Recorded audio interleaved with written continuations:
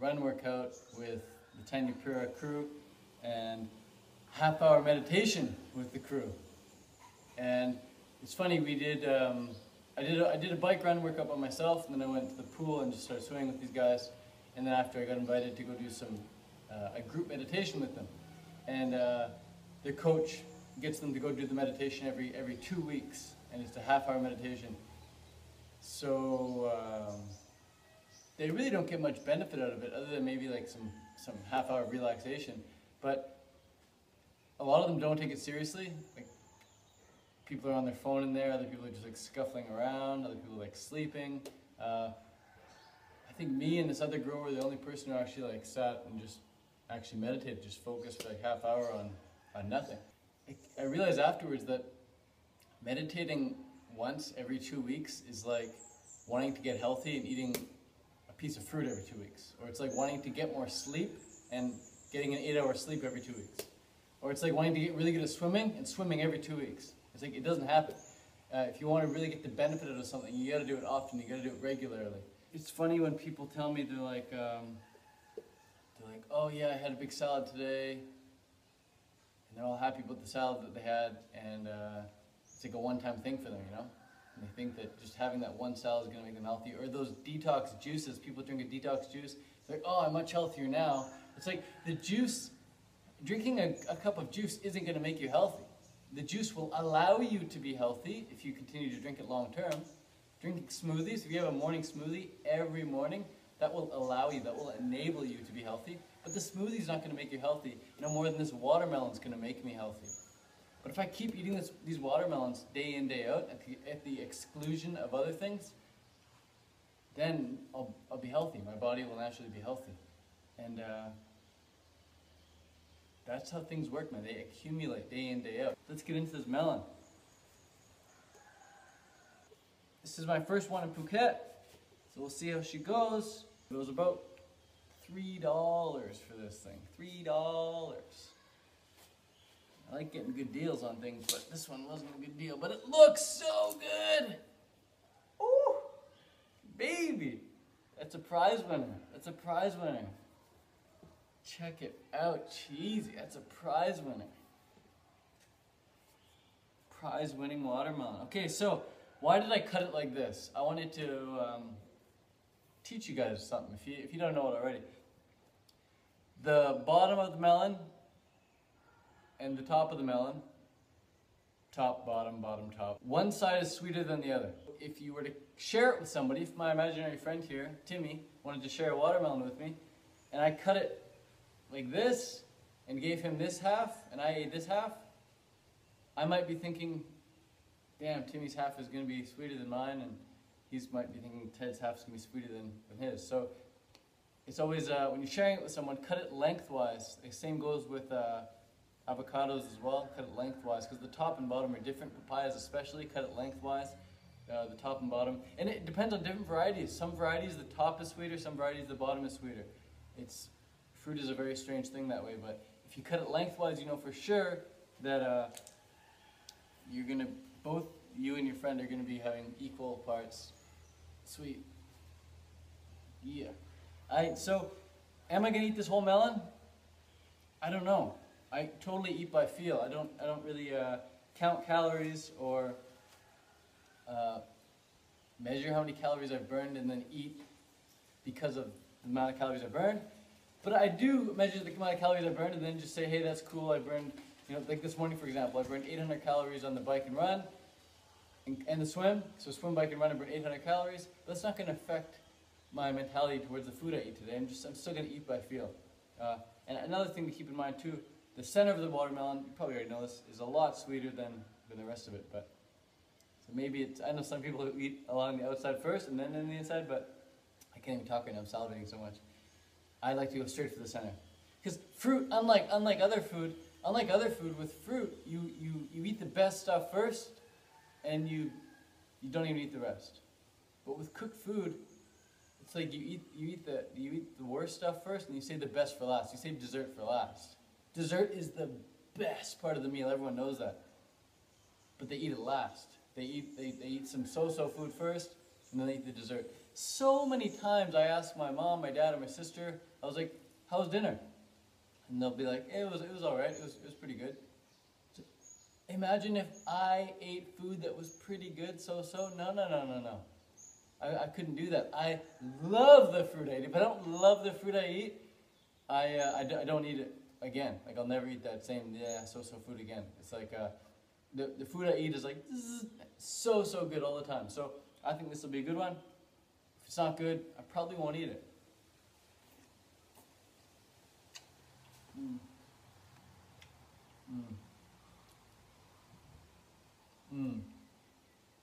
Oh my God, guys. Brings me back to the early 90s when watermelons were always this sweet. Oh, it's so good. It is so good. I want to share it with you guys. Here you go. Have some.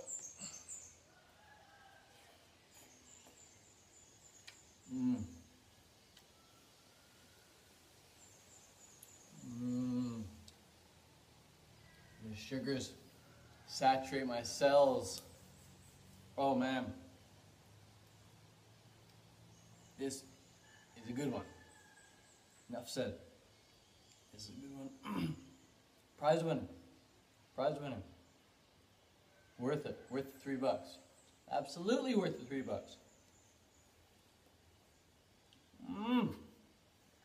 Watermelon seeds. I swallow them.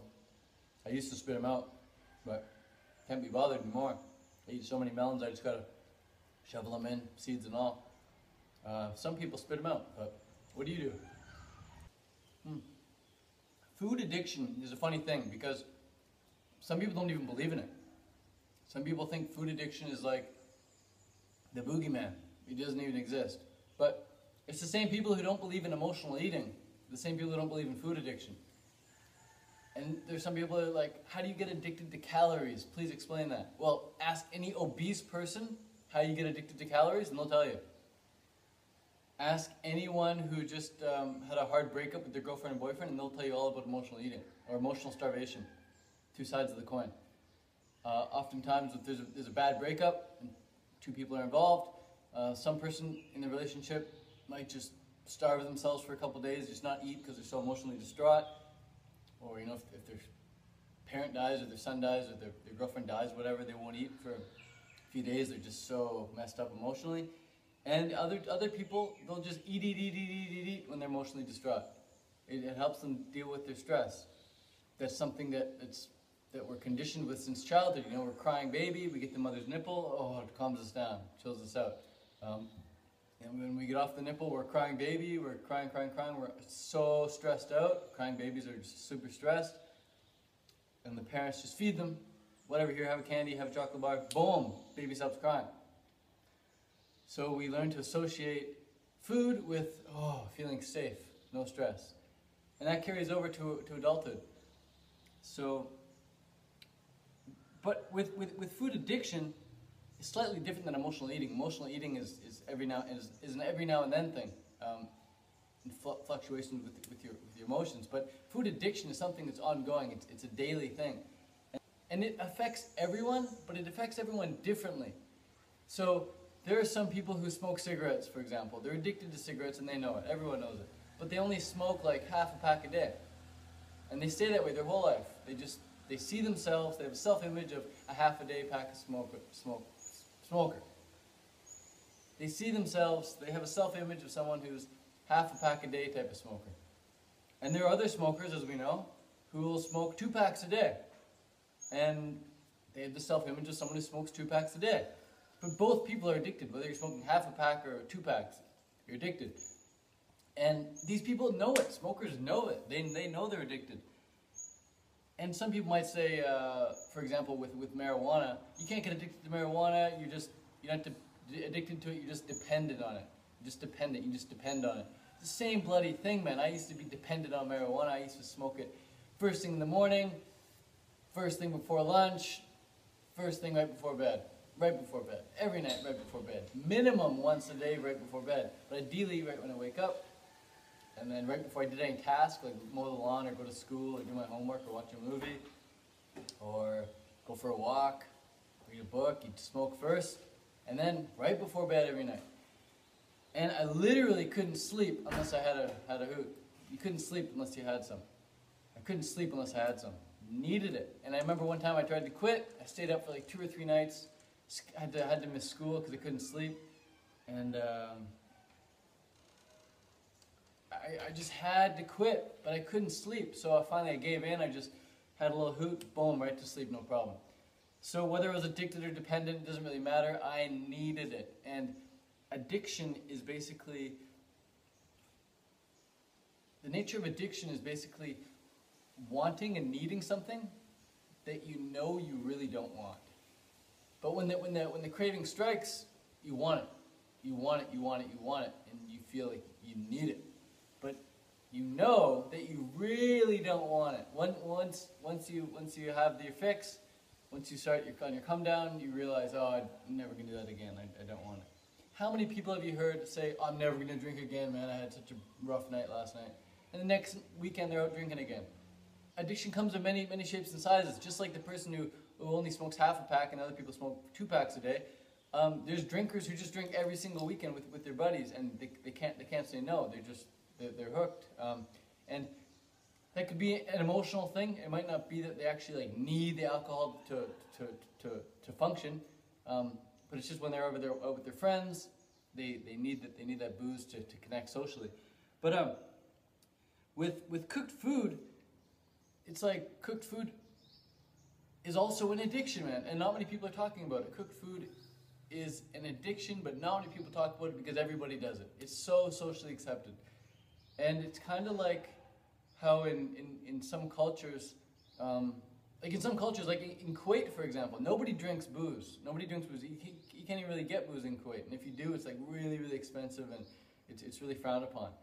But in our culture, in Canada and America, you know, if you don't drink, you're a friggin' weirdo. You know, you just gotta drink. So cooked food is a cultural thing, guys. If you go to the Woodstock Fruit Festival, you're in that culture. You're in that fruitarian vibe culture. You're in that raw vegan culture when you're at Fruit Fest for those week or 2 weeks. It's a culture. And in that culture, cooked food is frowned upon. You know, you don't eat cooked food. And everybody, there's a consensus among all the fruitarians that don't eat cooked food, just keep it raw. It's easy. Cooked food's addicting. Blah blah blah blah blah. But then as soon as you step out of the fruit fest, you go back to the airport. You see everyone eating just crap, and it's totally accepted. So cooked food is a culturally accepted drug, and again, not many people are willing to say that because. Your mom's addicted, your dad's addicted, you used to be addicted, or you're currently addicted. And nobody wants to admit that they're friggin' addicted. But the first step to overcoming any addiction, the first step to getting anywhere further than where you are now is to accept where you are now. Just accept it. And I've accepted that I'm a recovering cooked food addict. And I'm always going to be a recovering cooked food addict. And it's hard for me to even be around people eating cooked food because I'm still a recovering cooked food addict. And it's like you take someone who's trying to quit cigarettes and you put them around a bunch of smokers. It's quite difficult for that person to be around the smokers because every fiber in their body is saying, I really don't want to smoke, therefore I don't really want to be around you guys. So socially it can be hard being around people eating cooked food, but it really helps take the conversation off cooked food completely. So if I'm eating my watermelon in social situations, and other people are drinking beer and eating their pasta and talking about food, I try and change the subject. I set the example, eat my food, and I change the subject. I talk about triathlon, I talk about travel, I talk about business, talk about whatever, talk about all sorts of things. Just take the topic off food, unless they ask me a direct question about the food, in which case I just try and give them the most straightforward, simple answer I can, without insinuating anything, without insulting them. But and most people, like I wouldn't tell most people that you're addicted to cooked food, because some people take that quite personally, and they become insulted with it, and nobody wants to admit that they're addicted, especially when they're not ready to go free, to go clean. For the longest time, I was addicted to marijuana. But I was addicted to marijuana for 5 years. For 4 of those years, I would not admit it. I would get angry at people who told me I was addicted. So if you're watching this now, you eat cooked food, and you feel kind of angry, or not angry, but you just think I'm stupid or a dumbass for saying that you're addicted, I felt the exact same way when people told me that about my addiction to marijuana. I was like, you don't know shit. I smoke it because I want to. I'm not addicted. I could stop if I want. What happens when I tried to stop? Couldn't even sleep, guys. Couldn't even sleep. But it took me 4 years to even attempt to quit. And then only once I knew that I was physically addicted, physically dependent on it, I said, okay, I have a problem. I admit. I surrender. Like, help me get out of this. And then I took it one step at a time. I didn't just go, boom, cold turkey, no more smoking weed. I bought a vaporizer. So instead of smoking it, I just vaped it. Vaporizing is basically, there's many different types, but it's basically, you put weed, marijuana on a metal screen, and the metal screen gets very, very hot. It gets heated electrically because it gets very, very hot, and then the marijuana on the top, the water vapor just vaporizes into this big bag, this big plastic bag, and a fan blows it up. So it fills up the bag with this mist, this vapor, which is full of the active component, THC, and you suck in that vapor, and it just feels like you're breathing in air. It kind of dries your throat out a little bit, but nothing like smoking. You can vaporize like tons and tons and tons, and you won't have a sore throat or anything. And there's far less chemicals, like hardly any chemicals when you vaporize compared to smoking. And there's a lot of people who are so addicted to smoking marijuana that they can't even take that step and just do vaporizing.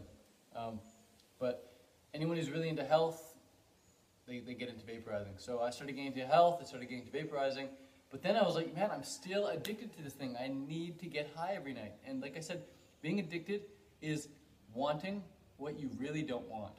So when it was time to get high, to blaze, I haven't said that word in a long time, to blaze right before bed, 8 p.m., 9 p.m., whatever, I knew I didn't want to smoke it, but around that same time every night, I wanted it. It was like, okay, I want it, I'm going to have it. And the next day, I was like, hey, not going to do it. I don't want it, I don't want it. That time of night, okay, I want it. Same with cooked food. When I first tried to quit cooked food, I went all day, I don't want it, I'm just going to live on watermelon, I'm just going to live on bananas, papayas, the good stuff. And what happens at 6, 7 p.m.? I want cooked food. I want it. There's nothing anyone can say or do to stop me. I'm going to get it. I want it. That's how addictions work. Same goes with anyone recovering from cocaine or meth or cigarettes. You get to a point where you want it. You actually want it. And so anyone like me saying, hey, you're addicted, blah, blah, blah, you guys could say, fuck you, man. I want to eat this. I want to smoke this. I want to snort this. Of course you do, because you're addicted. That's how addictions work. But you really, know in your deepest heart of hearts that you don't want any balls and chains. You want to be totally free. You don't want to have to eat cooked food. Trust me, you don't want that. You don't even have to trust me. You know that. You already know this stuff. I'm just reminding you. But just like casual smokers, casual coffee drinkers who drink coffee once a week, smoke once a week, once a month, once a year type thing, there are people who aren't as addicted to cooked food as others.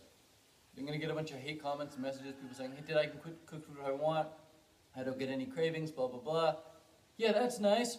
you're one person. And I get messages from people sending me, Ted, I wake up in the middle of the night, I'm not even hungry, but I just need my cooked food, blah, blah, blah, blah, blah. They binge. I get messages like this weekly. People messaging me saying how they're binging on cooked food and they're addicted to it and they want to get off it. And I think I'm the only one getting these messages, one of the only people getting these messages, because I'm the only one who sees cooked food as a drug and actually talks about it in this light. There's not many people doing that because you get a lot of hate. I get a lot of my friends, man, they get angry and upset because I think they're addicts, which it's a harsh term. I agree. Addict is a harsh term, but it is what it is. You can call it whatever you want. If you eat cooked food on a daily basis, if you do anything on a daily basis, and you try and stop and you have some difficulties with it, then you're addicted. Now, I'm not saying I'm not addicted to anything either, but substance-wise, I'm not addicted to any substance. But I am addicted to social media. I'm addicted to Facebook, I'm addicted to YouTube, I'm addicted to Gmail, addicted to Instagram. It's a really stupid addiction, and I try to get the best of it by just not going on it, but it's an addiction for sure. Like, you don't want to check it, but come time to check it, you want to check it. You know, you don't want to check your email, you just checked it 2 minutes ago, but you check it again anyway, and boom, you get a notification. Oh my God. Or you check Facebook 1 minute and there's nothing, you check it again the next minute. Oh my God, notification, click it. Who cares? You don't even need the notification, man. Like, yeah, so social media is my addiction right now, but substance-wise, I've gotten off all my addictions, all my cooked food addictions, green tea addictions, cigarette addictions, marijuana addictions. These are all things I had to overcome, guys. And it all started with accepting the fact that I was addicted. And when I first went raw, there was no raw till 4. There was no middle ground. So you're either raw or you're just vegan. And I didn't want to be vegan anymore. I wanted to be raw. I wanted to be low-fat, raw vegan. And whenever I ate cooked food, I wasn't like, yeah, I'm raw till 4. I'm in the raw till 4 culture. I'm in the community now. I'm part of the raw till 4 crew. No, it was like, damn, I failed. I binged. I went back and I caved in. So there was no acceptance of that in online or in my mind either. It was just like, it's like, damn, I ate cooked food, but I learned from it, and then I tried again the next day. And I went back and binged on cooked food, and I tried again the next day. And then some days I make it the whole day, and I said, yes, I did it. How did I do it? Well, let's see. I got enough calories, I got enough sleep, I got a good amount of exercise, and I wasn't focused on the cooked food at all. You know, on the days when I would screw up and I eat cooked food again, I said, damn, what happened? And I said, well, I didn't eat enough the day before, I didn't eat enough, you know, before or after my workout. I've been focusing on cooked food, and I'm kind of stressed out right now. So you actually learn from that. You say, hey, you're actually stressed, you didn't get enough calories. And you learn from every time you slip up. Well, I did anyway, but you can too if you wanna get better. But it all starts with accepting the fact that you're addicted in the first place, which most people don't want to do. They don't even want to take that step. So it's all good. I'll just keep making videos, spreading the good word, just fresh, clean fruit, and prove that it's possible, guys. I'm here to prove that it's possible, and I'm not the only one proving it's possible. There are other raw vegans, there are other fruitarians. I'm just doing it with athletics in a way that not many other people are doing. But I'm only just beginning, guys. I've been on this path for 6 years, and both with triathlon and fratarianism. But I'm ready to take it to the next level. I'm dedicating the next year of my life to just training for triathlon and spreading the fruit message. I haven't really spread the fruit message too hard in the past, but I'm willing to take it to the next level. And appreciate you guys watching these videos. If you want any more videos like this video was kind of all over the place, but if you want any specific topics, I know some people messaged me. They said they want to hear more about my marijuana addiction, cooked food addiction past, so this video was for you guys. And maybe I'll do a video in the future about training or something like that. You guys let me know. But anyways, I'm going to polish off this watermelon. I don't want to talk and eat at the same time. It interferes with digestion, and I'll catch you guys later. Thanks for watching. Peace! Yeah, I'll give you a little more piece, actually. One more piece. You guys deserve it. Here you go. Here you go.